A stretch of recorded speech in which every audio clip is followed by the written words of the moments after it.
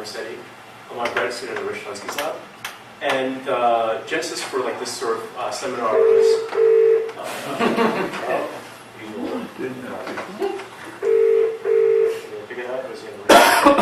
No, they need to call first. Sorry about that. Oh, well, they need to call anyway, first. I'll just continue my introduction to that. But basically, this started off as sort of like an impromptu sandbox session at the Beacon Congress. But then we decided that it'd be a lot easier if we just had a seminar now rather than try to get like people to show up the day of. So Randy and I have sort of slightly different things that we want to talk about, but in general we're interested in sort of like seeing what kinds of interesting things could happen if we combine sort of like biological and digital evolution. I'm not gonna, okay, go ahead.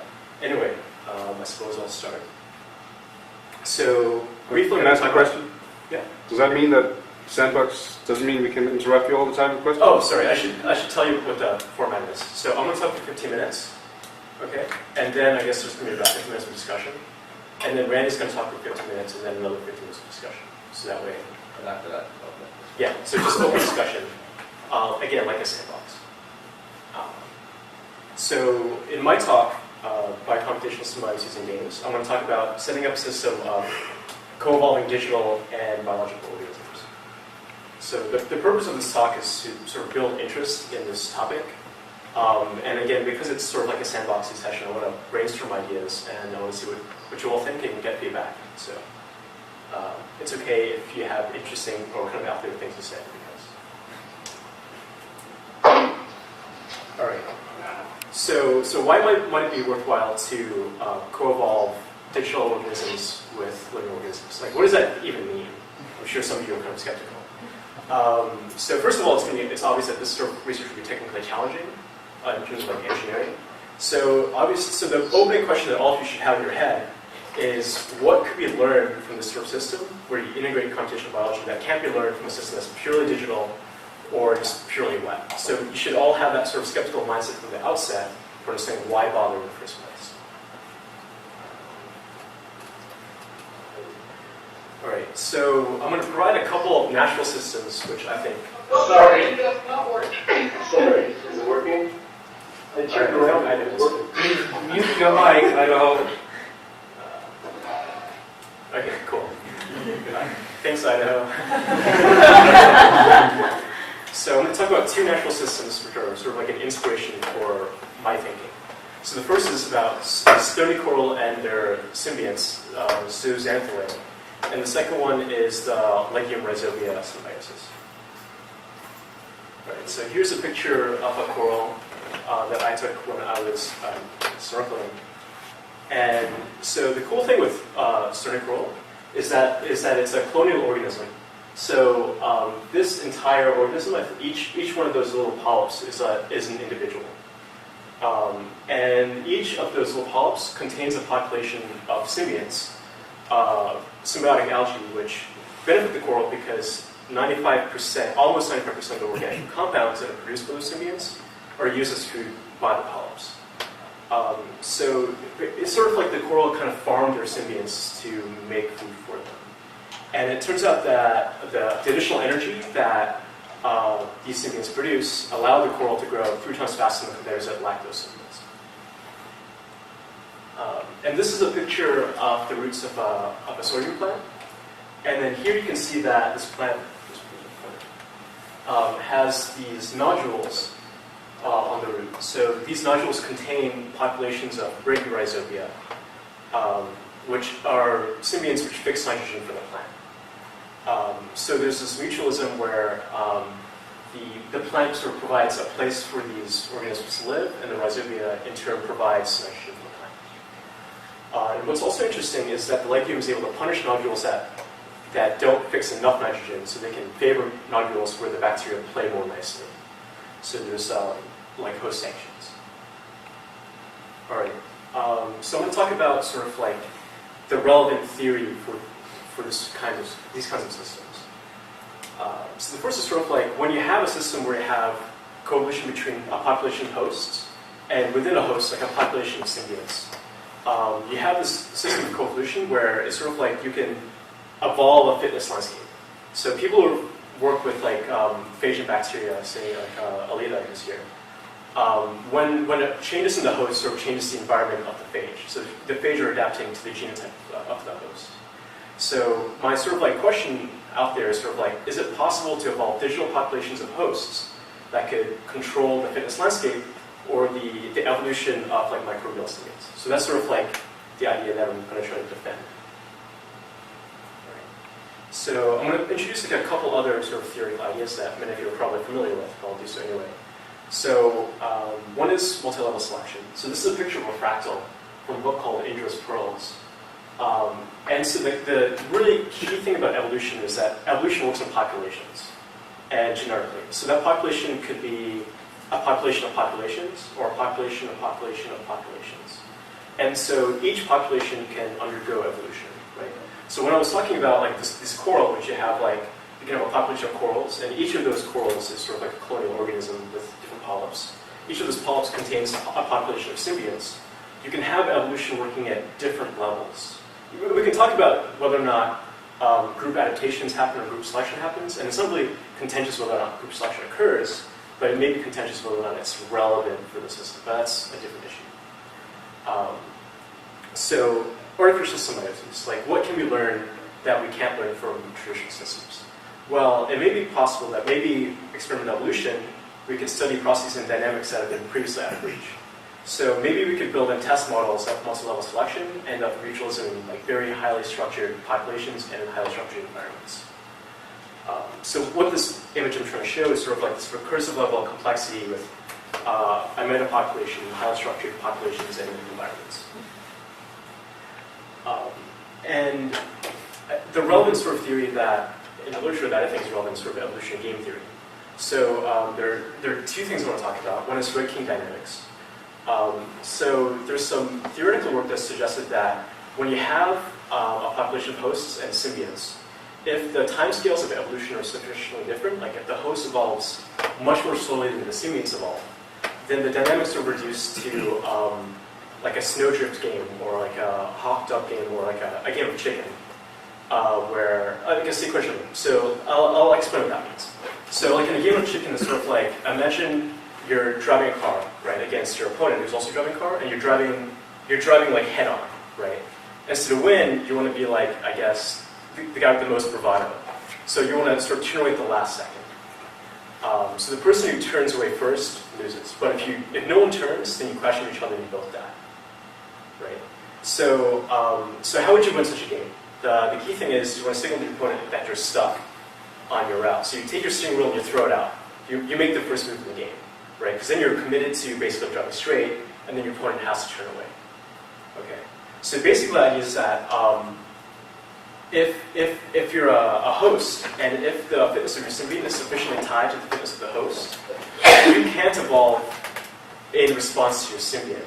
So if your symbiont sort of kills itself, if the symbiont affects the host's fitness enough, then the symbiont will basically kill itself off. So that's the thinking behind this ranking dynamic. So you want to evolve slower against your opponent if you're so anyway. The other theoretical idea I want to talk about is transmission mode hypothesis, and this basically is the idea that whether or not whether you cooperate or whether you defect, whether you're a parasite or a mutualist in like the spectrum of coevolution, depends on your transmission mode with your host. So if you tend to be horizontally transmitted, say if you're like a pathogen, right, then you have a benefit for spreading among lots of different hosts. Because even if you do kill your host, you can still spread fast enough to infect someone else. Versus if you're like a completely vertically inherited symbiont, imagine say like a mitochondrion, right, in the most extreme case. Then if you if you end up killing your host by parasitizing the host, then you're killing yourself because you can't spread unless you spread with your host's offspring. All right. So in terms of like actually building this kind of system, like what would that be if you imagined it? So I'm going to talk about I'm going to introduce a couple other some work done by other researchers involving microchemostats and the Morbidostats. So you can sort of imagine like a population of tiny chemostats. So this is a picture done by, this is from a video made by Arthur Prindle, who's a graduate student at UCSD. So this right here, his group sort of made this population of tiny chemostats, each of which contains a population of E. coli with a hacked quorum sensing system. So the quorum sensing system activates a CFP marker, and because there's communication between these different cells, this population of chemostats are able to synchronize their activity with each other, and it's pretty amazing. So what I'm imagining is sort of like something kind of on those lines. But it's also important to sort of like link sort of there needs to be some sort of feedback between the bioreactor, or say the digital organism that controls the bioreactor, or it basically has the control parameters for how the reactor works, right? And the population of symbionts that live within it. So Roy Kashoni's group did some really interesting work where they made a chemostat which is responsive to the optical density of the bacteria living within that chemostat. So as the bacteria, as the optical density increases, the chemostat senses the optical density, and then it introduces more antibiotic in the system. So it kills off the bacteria. And once the bacteria adapt to that new steady level, that new steady state of antibiotic, then the density increases more. And as that happens, then the chemostat is able to react to that and introduce even more antibiotic. So that way, there's a constant selection pressure on the chemostat, from the chemostat on its population of bacteria within. So you can imagine having a population of these sorts of chemostats where there's like a selection pressure, like a feedback loop between sort of the environment and the bacteria that live within that environment. So obviously, like engineering this kind of system would be extremely challenging technically for a whole number of reasons. And probably the big one that I can think of, and I'm sure some of you have already thought of already, is biofilms of bacteria. So maybe this wouldn't happen with like yeast or other organisms that don't form biofilms, but often when people try to grow bacteria in sort of microchemostats, what ends up happening is you have populations of persisters that stay in the chemostat, and then so they subvert the chemostat by just being glued to the wall, so they clog it up. And work has been done by researchers to get around this problem, basically by having coupled chemostats, where you sort of like move the population of bacteria back and forth between those two coupled chemostats. And while you do that, you wash out the empty one with acid to kill off the biofilms in there. And so the study done by a researcher named Philippe Marlier, and he was able to adapt E. coli to remove, I think, about 97% of the thymine genome with like an analog, using this sort of like directed evolution system. But even so, like it'll be like something that's really hard to do. So what I think I might be interested in doing in like the future is maybe trying to prototype such a system purely in a digital system to see if there's what kinds of interesting dynamics can be produced, right? What kind of control is possible? Like, what are the limits of this sort of system? How long does it take for the system to break down, right? So maybe interesting to do digital evolution experiments with post-symbiotic populations. All right, and so finally I'm going to close by introducing some sort of like really science fiction-y applications. But the big one that isn't really that out there is maybe we can have sort of like an evolutionary stabilization for having microbes that do some sort of task. So I saw a talk at a conference this summer by a guy at Emirates Biotechnologies. And the problem that his group was having was sort of like they have their engineered yeast that produce their commodity chemicals. But over time, the yield of that product goes down. And the reason why is because making this commodity chemical, it goes against the evolutionary interest of these bacteria, or yeast, because if you can knock that out, then you can spend more energy in growing, and so over time the yield decreases. So if there's a way of imposing a smart enough selection pressure, maybe we can solve that problem, that sort of like applied problem. The other issue is sort of like, the other really out there idea is maybe we can sort of like integrate these kinds of artificial symbioses into urban ecologies. So by that I mean like, here's a picture of the Earth at night, and you can see like how sort of the ecologies that people have created, which are cities, are, visible from space. Like there are tons of people on the planet, and whether as we replace the natural world, we're actually creating our own sort of like natural ecologies with our own symbionts, say like rats or Drosophila or cockroaches, right? Yeah, that's basically my idea. But maybe we can use this sort of artificial symbiosis for degrading waste and producing useful things out of it for sustainability. But anyway, that's all I had to say. And I'd like to thank Tim and Daniel Whitaker for letting me talk, and Randy Olson for some of these ideas, and Ben Kerr, because I remember talking to you on a bus ride about this stuff, and Jeff Morris and other people on this lab, and that's all I have to say. But really, I just wanted to introduce you guys this to you in case you think it's cool. And yeah, I was wondering if you guys have anything to say in the next 12 minutes.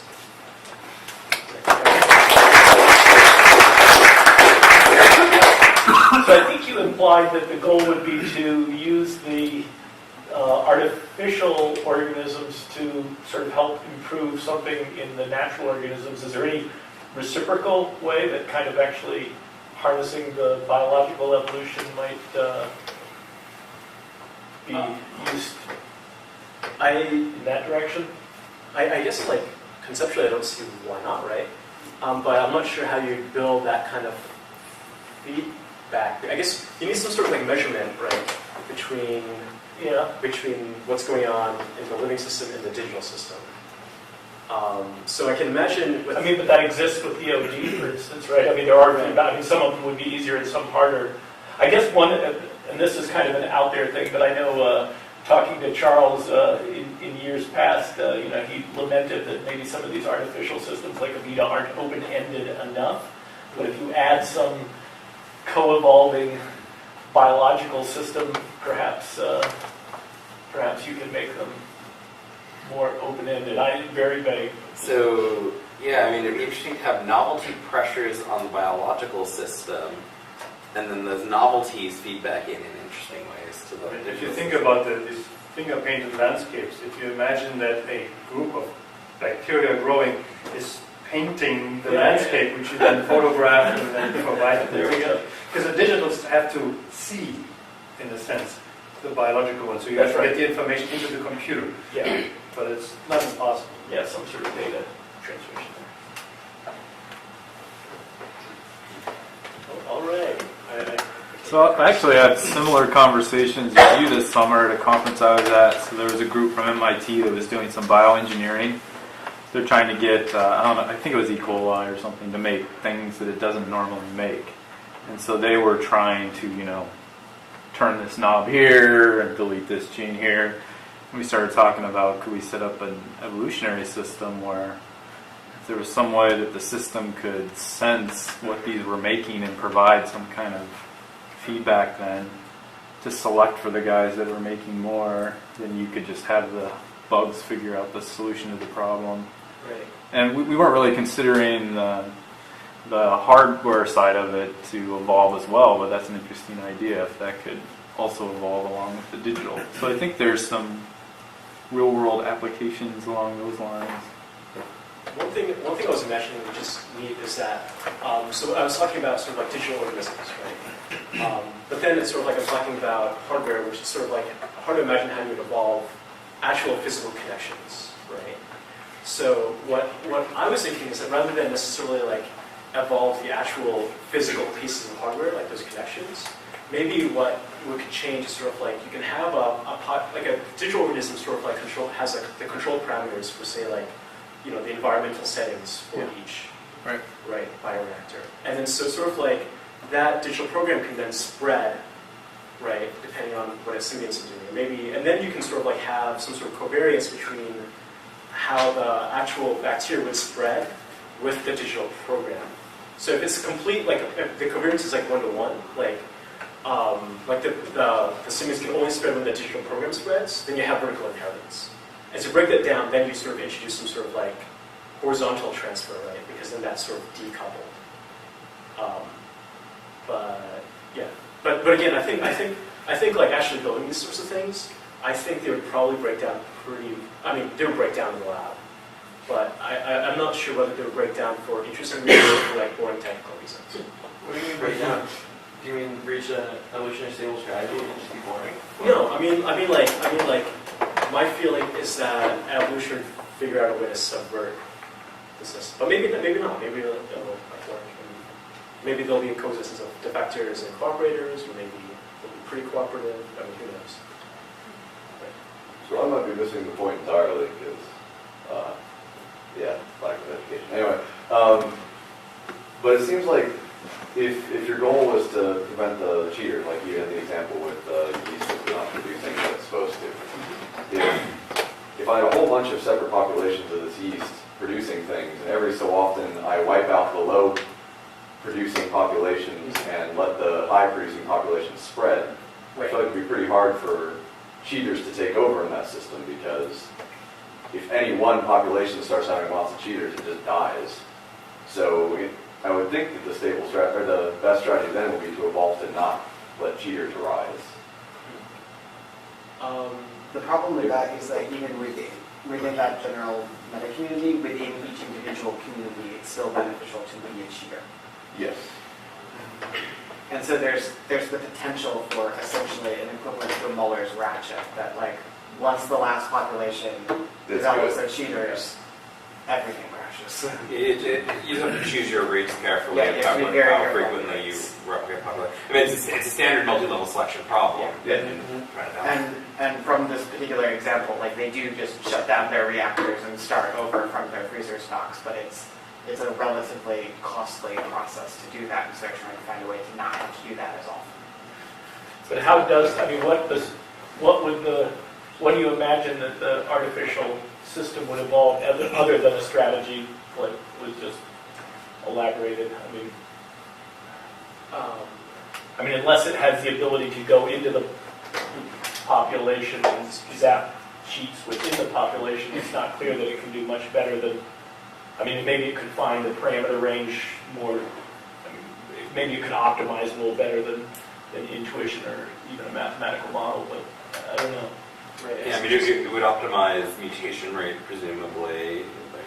I mean, if you give the ability to adjust that, as well as how long between selective rounds. But how is it going, what's the physical feedback to optimize the mutation rate? I mean, it might be able to optimize the conceptually. migration rate between the different subpopulations. But we It's generally actually know just when the killing problem them. is cheats, you want to minimize that, so 0 is your, right? I mean, I don't know, maybe it'd find some alternative solution, but in general, it's not. There is some modifier theory about these very issues. I haven't seen as much with the cheat problem. I would think I think it's going to be about rates again and sort of migratory rates between populations. You know this paper, I think, Rich, this was in PNAS with this water and oil emulsion.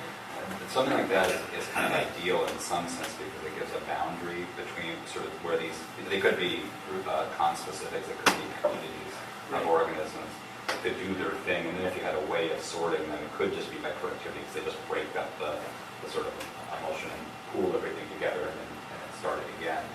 That sort of life cycle, it's a classic DS Wilson trade group model, but that sort of life cycle could be quite favorable, and indeed they find in this case that they get sort of more restrained growth. There's some wonderful classic experiments in artificial ecosystem selection by Swenson and D.S. Wilson, where they selected for pH or selected a microbial community on the biomass of the plant growing on the community. That's the phenotypes the plants were involving. So there's some lovely sort of higher level selection. I'm trying to see nice ways you could incorporate the digital side of all this, but I don't know if there's ways to sort these emulsion droplets or not. So that might give you something there. But the nice thing about the oil emulsion is you've got numbers, like you can get really high numbers in a small space, even probably better than the micro. Gotcha. Yeah, and Jeff Barrick has been working on similar systems, so I don't know if he's around. But I guess one of the things that's sort of like, in terms of like dealing with the cheaper problem, I think like another way of just bypassing this entire sort of framework of dealing with that, in terms of like if you want to engineer something, is that if you can synthesize like an organism fast enough, then you don't have to worry about selection at all, because you can just sort of like keep making what you're interested in, right? And then you can sort of drown out the cheaters. But then for that to be practical, you have to be making a lot of like genotypes or cells or whatever, right?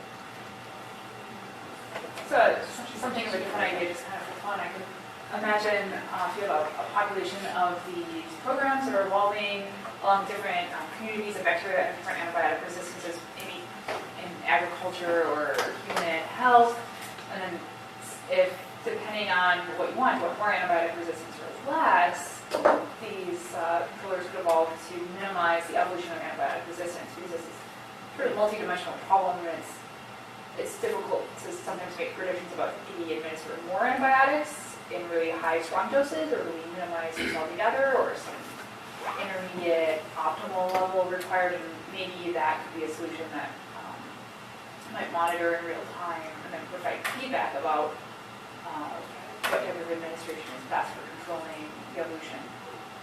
So basically like the Morbidostat idea. Yeah, the population of controllers as well as populations of bacteria. Maybe it's all implemented on chips that automatically inflow subsets of the population and then measure the abundance of resistance genes. Right. So I guess maybe.